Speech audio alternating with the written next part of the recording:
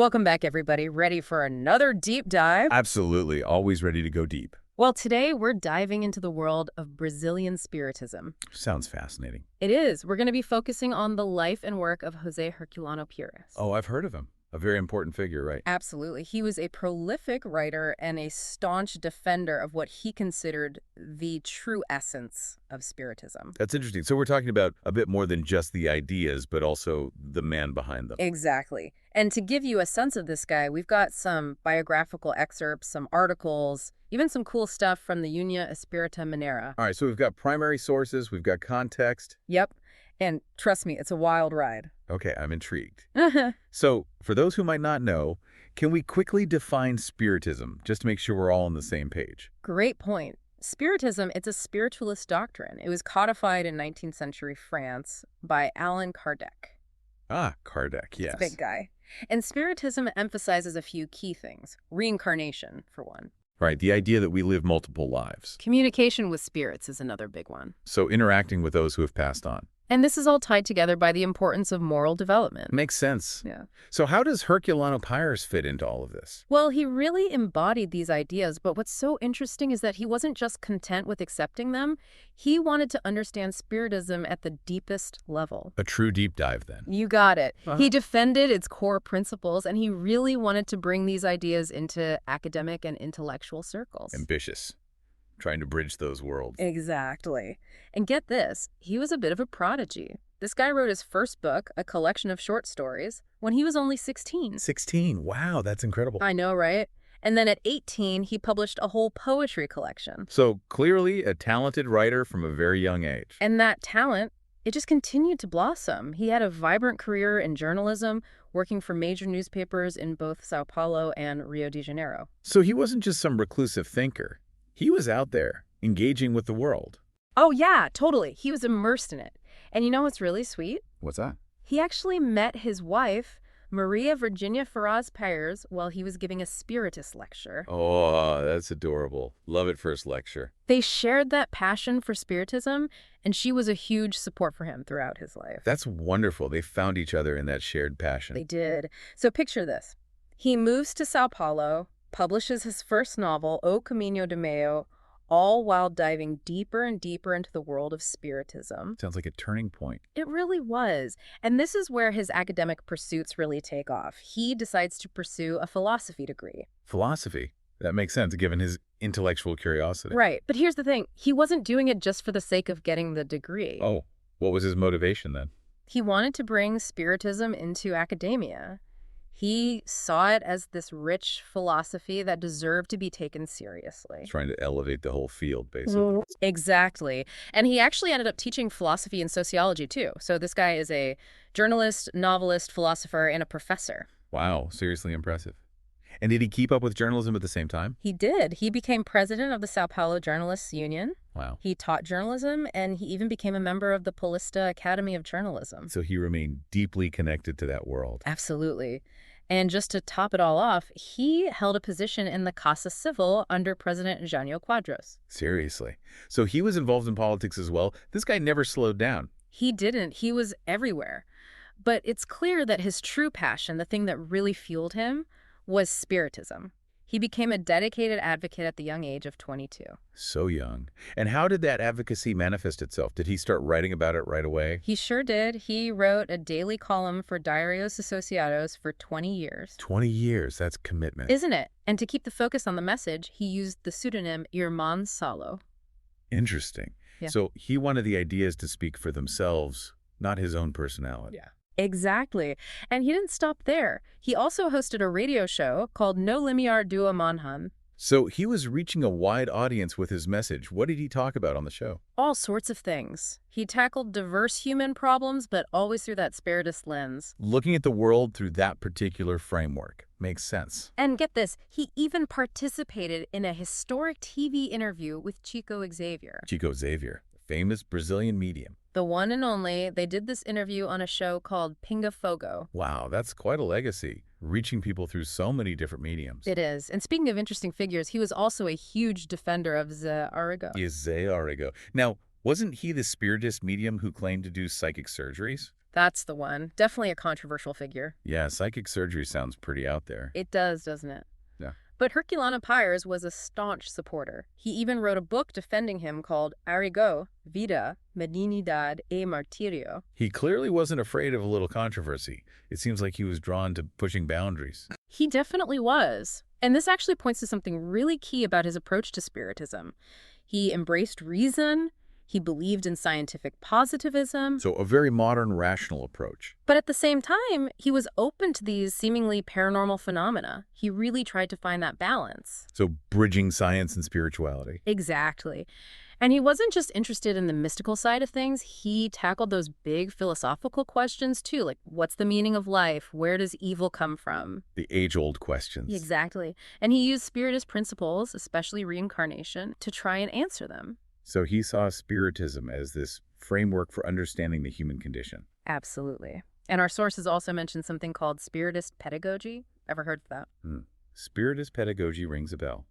Isn't that his approach to education? It is. He believed in developing all our spiritual faculties, not just focusing on the intellect. Ah, so a more holistic kind of education, not just filling up the head with facts. Right.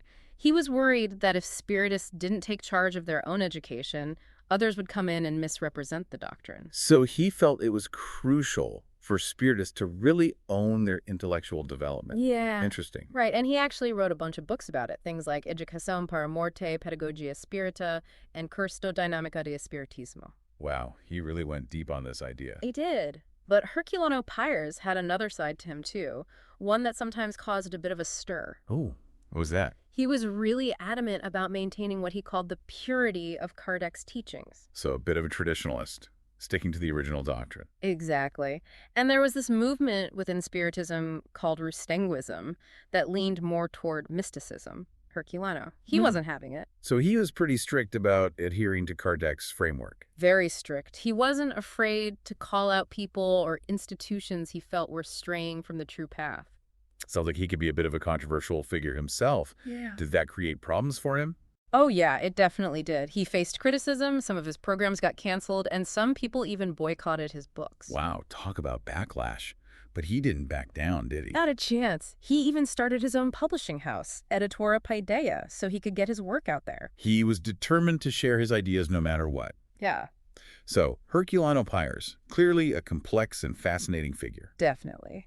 And we've only just begun to explore his incredible legacy. There's so much more to discover about his writings and his impact on Spiritism. I'm ready for part 2. Welcome back to our deep dive. Part 2 already. Time flies when you're exploring Spiritism. It really does. So last time we left off with Herculano, like, standing his ground, right? Defending those core principles. Yeah, so dedicated to that purity of Spiritism. But Yeah. you mentioned earlier, he was super prolific as a writer. Oh, yeah. Over 80 books to his name. 80 books, seriously. Seriously. That's more than one a year for his entire adult life. That's insane. I'm in awe and kind of intimidated all at once. What did he even write about in all those books? A bit of everything. Philosophical inquiries, debates within Spiritism, explorations of human problems through that Spiritist lens. Even some science fiction with paranormal themes. Wow. So he wasn't just writing dry academic treatises. He was really exploring all sorts of ideas and genres. Definitely. He always had that storytelling element from his journalism days. He knew how to weave a narrative, how to capture people's imaginations. Okay, so out of 80 books, where do you even begin? Are there any that really stand out as must-reads for understanding his thought? Absolutely. O Espirito y o Tempo is considered his masterpiece. It translates to the spirit and time. Time, huh? Already a mind-bending concept, even without spirits. Right.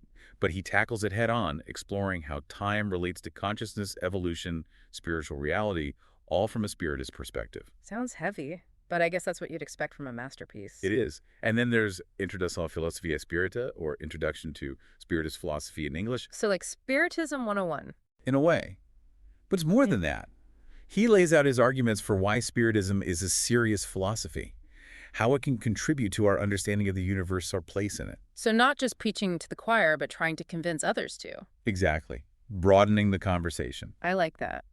And what about his views on, like, doctrinal purity? That was a big thing for him. Right? Huge. And if you want to understand his stance on that, A Pedra e o Juio is essential. The Wheat and the Tares. That's an interesting title. It is. It's a collection of essays where he critiques what he sees as deviations from Kardec's teachings, defends the importance of sticking to the core principles. So basically laying down the law. Pretty much. And then there's o verbo y carne. That's the word in the flesh. Sounds a bit biblical. It does, doesn't it? Yeah. And it deals with that central spiritist theme of the relationship between spirit and matter, challenging materialistic philosophies, arguing for the primacy of the spirit. So he wasn't afraid to take on those big philosophical debates. Not at all. He was a true intellectual engaged in those big conversations. And then, of course, there's his collaborations with Chico Xavier. Oh, yeah. That must have been amazing to work with such a prominent figure in Brazilian Spiritism. They produced some really fascinating books together, like Astronautas do Além, which means astronauts from beyond. Astronauts from Beyond sounds intriguing. It is. Then there's Chico Xavier pede licença, or Chico Xavier asks permission, and Na era de espírito, which means in the era of the spirit. Wow, they really covered a lot of ground. They did. And Herculano wasn't just writing original works. He was also meticulous about translating and annotating Kardec's key texts. Ah, so he was also a scholar, making sure those foundational works were accessible to everyone. Exactly. He wanted to preserve their accuracy and spread the knowledge as widely as possible.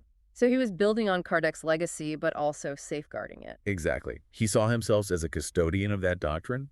He even donated his translations to different publishers so they could be more widely disseminated. That's really impressive. It shows just how deeply he cared about spreading those ideas. He did. But even though he achieved so much, his time on this earth was finite. He passed away in 1979 in São Paulo. Oh, that's right. From a heart attack, wasn't it? Yes, sadly. But his legacy lives on. In what ways? Well, his publishing house, Editora Paideia, is still going strong. Right. We talked about that earlier. And what about that foundation named after him and his wife? The Fundación Maria Virginia y Herculano Pires. It does incredible work, preserving and promoting his work, keeping his mission alive. So it's not just books, it's a whole movement carrying on his ideas. Exactly. And it's not just institutions either. Countless individuals have been touched and inspired by his writings. He's considered one of the most important spiritist thinkers of the 20th century. That's quite a legacy. And speaking of impact, even Emmanuel Chico Xavier's spiritual guide had high praise for him. That's right. He called Herculano Pires the meter that best measured Kardec. Quite a compliment. The meter that best measured Kardec. Wow. That speaks volumes about his deep understanding and commitment to the doctrine. It does. He helped elevate Spiritism to a whole new level, especially in Brazil. It became a subject of serious intellectual inquiry, not just a fringe belief. So he really achieved that goal of bringing Spiritism into the mainstream. He did. And his approach, that blend of reason and scientific positivism with an openness to spiritual phenomena, really resonated with a modern audience. He made it okay to be both scientific and spiritual. Exactly. No need to choose one or the other. He was a true pioneer. But that dedication to doctrinal purity, it's still debated today, isn't it? Oh, absolutely. Some people view it as rigid and limiting, while others admire his commitment to the core principles. It's interesting how even within a spiritual movement, there can be these disagreements about interpretation and application. It's natural. Just like any field of knowledge, Spiritism is constantly evolving and being reinterpreted. And that brings us back to that big question you posed earlier. What would Herculano Pires think of the many different forms of Spiritism that exist today? It really makes you think, doesn't it? Would he embrace this diversity, or would he see it as straying from the true path? Especially with Spiritism blending with other traditions and incorporating new ideas, it's not the same as it was in Kardec's time. Exactly. So would Herculano see it as a natural evolution or a dangerous deviation? It's hard to say for sure, but I think it's a question worth pondering. It is. And while we can't know for sure what he would think, I believe engaging with these questions helps us better understand his legacy and the challenges that contemporary Spiritism faces. And we're back. It's the final part of our deep dive into the life and work of José Herculano Pires. It has been quite a journey, hasn't it? It really has. We've talked about his intellectual achievements, his absolute dedication to Spiritism, and that incredibly prolific writing career. Over 80 books. I know, I'm still wrapping my head around that. But now, as we wrap up, I'm really curious about the bigger picture. Like, what was his lasting impact? How did he shape Spiritism, especially in Brazil? Well, there's no doubt he had a huge impact on Spiritism. I mean, he really elevated the whole discussion, wouldn't you say? Definitely. He brought it into those intellectual circles he was so passionate about. Exactly. He was no longer seen as, like, just a simple form of spiritualism. He really pushed for that academic recognition, didn't he? Moving beyond just belief and into the realm of philosophy, serious inquiry. And that emphasis on reason and scientific positivism, it really helped, especially for a modern audience. Totally. He made it okay to embrace both science and spirituality. Like, you don't have to choose one or the other. Right, he was a pioneer in that way. A true trailblazer. Yeah. And we can't forget his role in preserving the purity of Kardec's teachings. Oh, absolutely. Even when it meant going against the grain. Right. He wasn't afraid to challenge those established institutions. He was such a staunch defender of what he saw as the true essence of Spiritism. And that part of his legacy, it's still a source of debate today, isn't it? Absolutely. Some see it as rigidity, that strict adherence to Kardec's framework. But others admire his commitment to those core principles. They see it as a way of honoring the tradition. It's like any field of knowledge, I guess. Spiritism is always evolving, always being reinterpreted. And that brings us back to that big question we've been circling around. The one about what Herculano would think of all the different forms of Spiritism we see today. Exactly. Would he see it as a natural progression, or would he be, well, a little bit disappointed? Yeah. With the blending of traditions, the new ideas. It's hard to say, isn't it? He was so committed to that idea of doctrinal purity. He was. But I think wrestling with this question, it helps us understand his legacy in a deeper way. It does. And it makes us think about the challenges that Spiritism faces today. Right. How do we honor the past while also embracing the future? It's a balancing act for sure. It is. And it's up to each of us to find our own path, our own way of embodying those core values. Well, this has been a truly fascinating deep dive. It has. José Herculano Pires, what a remarkable individual. A true trailblazer. A man dedicated to exploring those big questions, the mysteries of the spirit. He certainly pushed the boundaries of our understanding, and his legacy continues to inspire and challenge us today. To all our listeners out there, we encourage you to keep exploring these ideas. What do you think about Herculano Pires' impact on the world? Share your thoughts with us. And until next time. Keep diving deep.